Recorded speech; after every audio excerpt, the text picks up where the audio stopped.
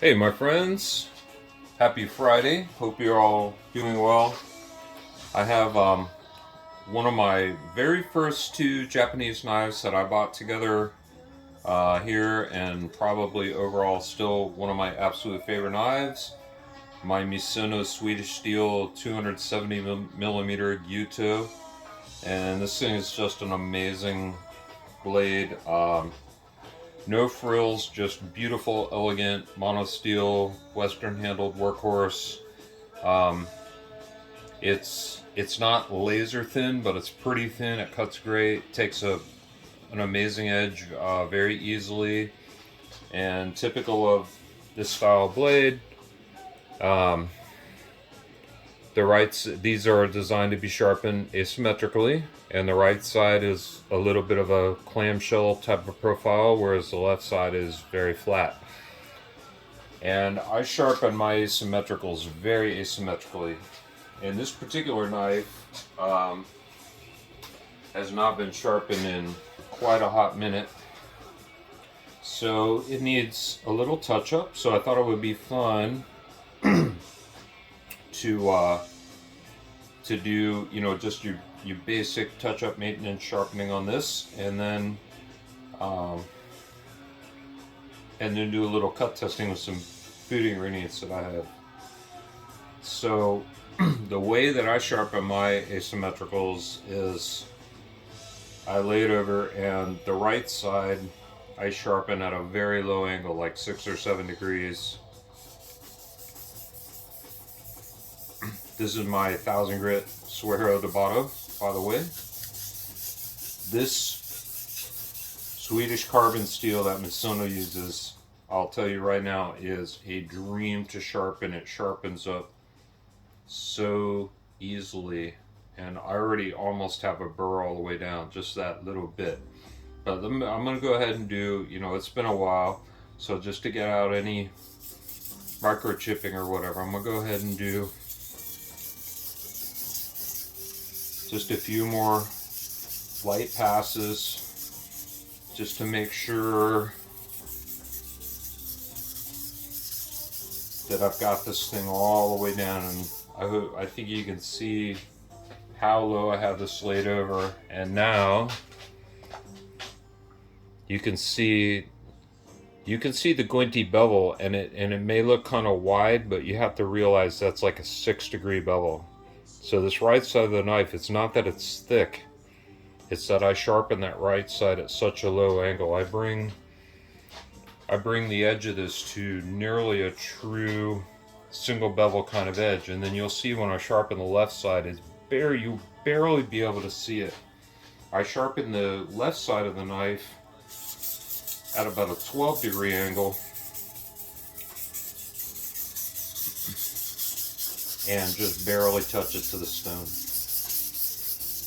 And being that I'm a right-handed user, this knife does not, I find it does not steer. Let me do just one more back and forth real quick. This is for a maintenance sharpening, and I'm not using much pressure here either. This is a very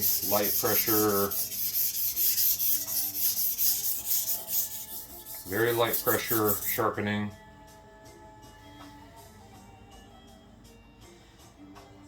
Oh yes, now I have the good burr all the way down. A little quick word about the shape of this knife. This is a very traditionally shaped gyuto, and I find, but they're masterful in how they worked it. Not only does it cut fantastic, it's very easy to sharpen. Like the whole thing just lays in a plane, and it's so easy.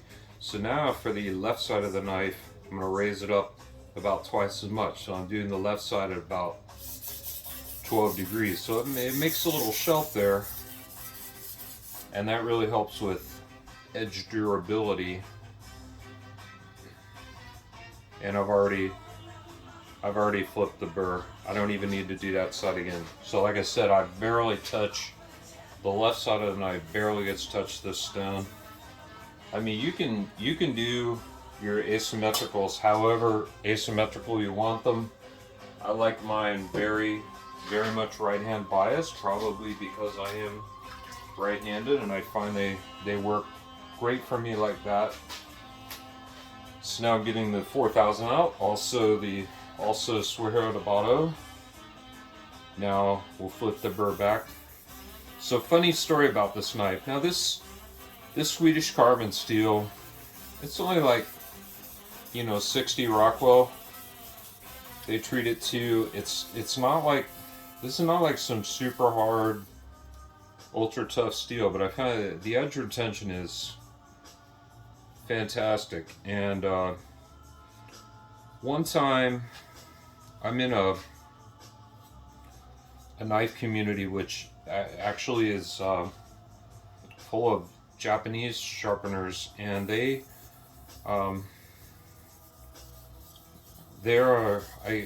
love Japanese knife aficionados who are Japanese, and they approach their knives with such a different mindset than we Westerners approach who love their knives approach their knives. And it was very interesting to me that one of the members of this particular group posted a question asking about sharpening asymmetricals, and so this was like probably close to a year ago, and I actually, which is just funny as a completely Western sharpener and somewhat novice to the Japanese knife world, that I was actually more experienced at sharpening this particular type of bevel than quite a few of the group members, even though they were light years beyond me in sharpening single bevels and you know, some other types of bevels. But this particular type of bevel is a mystery. So I said, well, let me make a short video just showing how I sharpen, you know, one of my asymmetrical knives. And I did. And I thought, well, I had to dull this knife first. So I took this, and it wasn't real sharp, you know, it kind of needed a maintenance sharpening anyway, so I selected this one. I have a number of asymmetricals, and this is my Nanawa Snow White, by the way, 8000 grit. I usually finish on this stone in a little stropping, and it's good to go. So I took this knife, and I took my red brick that's under here that I use as a sharpening pedestal, and I cut the brick like 30 times, and I thought surely it's dull now. So I go on there, and I start my video and said hello to everybody, and then I grabbed a piece of paper to do a test cut to show that yes, in fact, the knife is dull, and it sliced the paper like butter after, like, you know, 30 hard cuts through an actual brick. So I had to turn the camera off and go back and do another 50 or 100 cuts in the brick before it was finally dull enough to sharpen. So that's my funny story about this particular knife. And this this Swedish carbon steel, it is extremely pure. It takes a very fine edge very easily, and it's a dream to sharpen. You can see how few passes I'm doing here, and it just the stones just take it off like nothing, but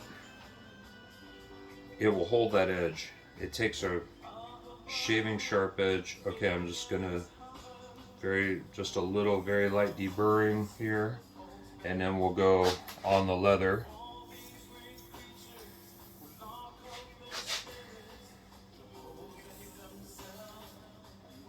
That's probably good for, oh yeah, it feels, if you sharpen one of these, you drag your thumb lightly across the edge, you can feel how thin and toothy and raspy that is. And I've actually sharpened this particular knife up to 12,000 grit on my Sharpening 12,000, and it performed. That was a little much for this knife. I will clean those stones later. I'm probably going to sharpen another knife or two. Okay. So I've arranged things in a bunch of layers here so that I can get rid of them at the appropriate time. So let me grab my soft leather strop in. The steel on this knife is hard enough. I mean, you can do soft leather, hard leather, whatever you prefer. Let me make sure it's in the shot. Okay, it's good. So I like to, for this knife, I find soft leather is the best. It's like right on the cusp. And you could do both. You could start with soft leather and then go to hard leather. I mean, if you're looking for the absolute most ultimate edge over. And I like to strop at a slightly lower angle than the sharpening. I'm not trying to roll that edge over at all. So I'll actually end up with some glint. You can already see, perhaps up here in the tip, there's a little bit of glint up above the edge of the bevel, and that's pretty common when I strop this knife, because the leather with this little bit of green compound on it will give just a little bit of polish up above the actual edge. But by stropping at a slightly lower angle than the sharpening angle, the little soft little fingers of leather with the green compound will sort of spring up behind the pressure point and just tickle the edge and clean it without removing any of that beautiful toothiness.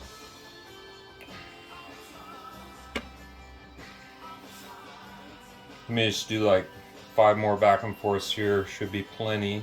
This knife, it always cleans up very easily. It doesn't need a lot of stropping.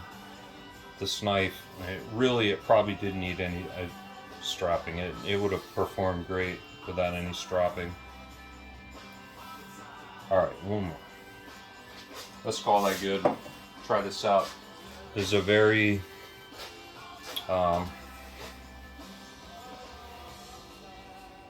quick sharpening by design. It's supposed to be quick. So rotate this in the light a little here, and if I can get it, there you go. So you can see,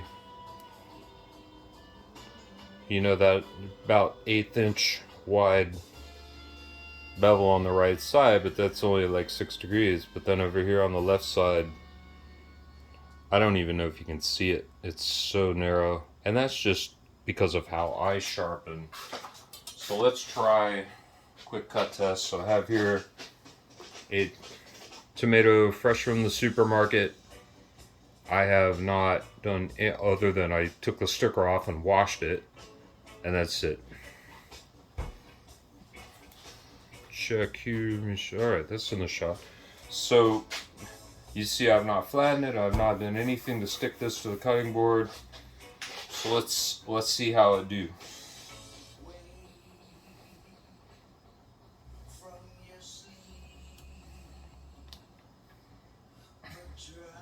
I am making cheeseburger salad today. Yes, cheeseburger salad. I wish my chef skills, my knife skills were better, but look at, it's totally translucent. Let me stop talking here for a second and get one. See if I can get one whole round.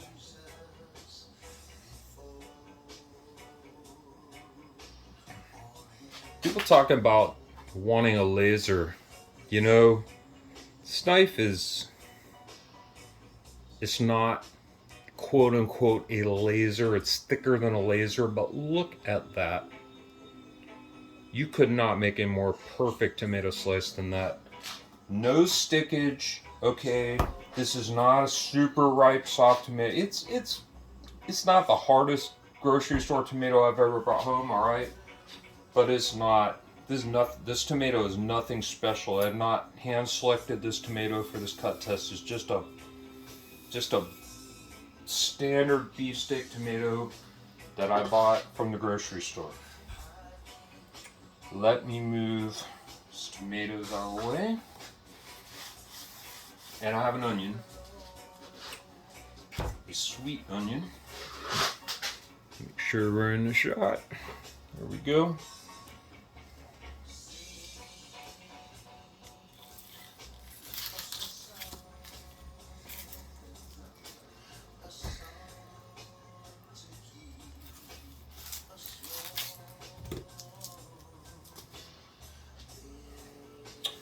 Funny story about this steel. Brand new out of the box, or without any exposure to air, acids, or other patinaing factors. Patinaing, is that a word? I just made it a word. So this steel is extremely reactive. But I discovered, I apologize people, I'm making a horrible mess of peeling the soda. Let me cut it in half. Then we can talk about peeling half and working with it. Sorry about that. When this knife was, well, I bought it almost new. I bought it from a dude who buys Japanese knives, sharpens them once, absolutely butchers the sharpening, and then sells them for like $100 to $150 less than new. And I can't really figure out exactly what this dude is trying to accomplish by doing that, but that's what he does. So, and by the way, for a 270mm knife, it's so light that the tip control on this is just phenomenal. You know, it's not a petty knife. Of course, you know, a little bunka or petty knife or a nikiri is a little more controllable here. You know, this knife has some length to it, and doing fine tip work with it, it's not the absolute best, but I just wanted to shave a little, so I'm not even going to push down. Let me just,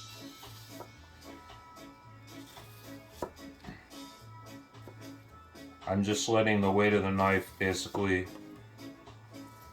slide through that thing. You can't even hear it. That's how sharp this knife is. You can't even hear it go through the onion. I'm standing right over the onion and I can't even hardly hear. I hear, that's it. Not whoosh. I hear, that's all I hear. So that's it. Oh, so I was telling you about the reactivity of the steel though. So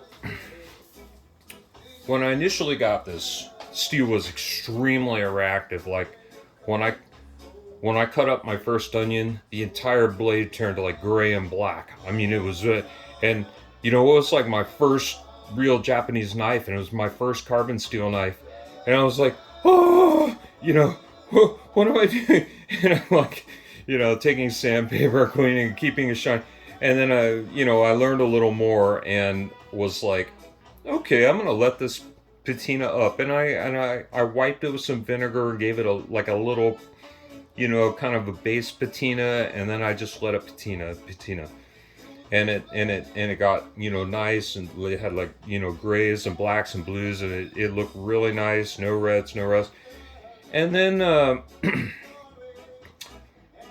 at some point when I sharpened it, you know, I was like, I kind of missed how this knife looked when it was all shiny. So I did. I polished it. I polished all the patina off, and I sharpened it up.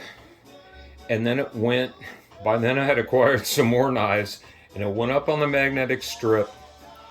And and there it sat because I was busy with other knives, And then I got busy, and then I found out I had to move, and I wasn't cooking much because I was spending 18 hours a day looking for a place to live and this and that.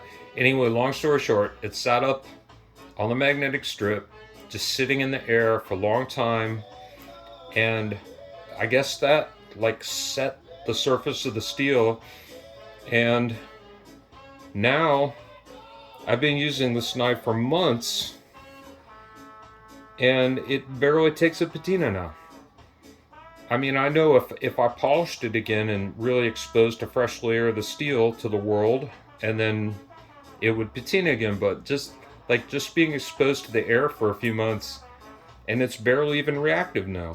You know, you can see perhaps in here from some use. I mean, there's some little blues and pinks, and I know if I went and, cut up a, 30 pounds of hot roast beef with this or something, I know it would turn it blue, and things would happen. But anyway, so that's how great these Misono Swedish steels are, and I hope that perhaps some of you found that interesting or informative. No, mine does not have the dragon inscription. I wish it did. Someday I'm going to buy another from the series with the dragon. I'm not going to buy the same knife again just to get the engraving, but I'll probably buy a Suji or something else in the series that has the dragon, because yay dragon. And once again, I don't even know if that was the one. Yeah, that was a pretty nice freehand tomato slice without any flattening or sticking of the tomato on the board. So that was pretty good for me with my meager cutting skills. And my skills are what they are, but I think you can see it glided through the onion pretty well. So that was just like, I don't know, 3 or 4 minute sharpening. I wasn't timing myself, but anyway, so there you have it. And after cutting all that tomato and onion, you see it's barely even reacting. It didn't even take on any new patina during that.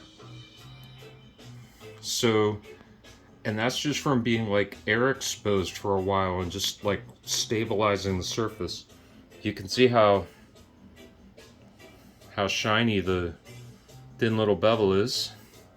All right, so that's it. I just thought some of you might enjoy that little sharpening and cutting demonstration, and just showing what absolutely amazing knives these Misono Swedish steel series are, and what just an absolute dream they are to sharpen and use. So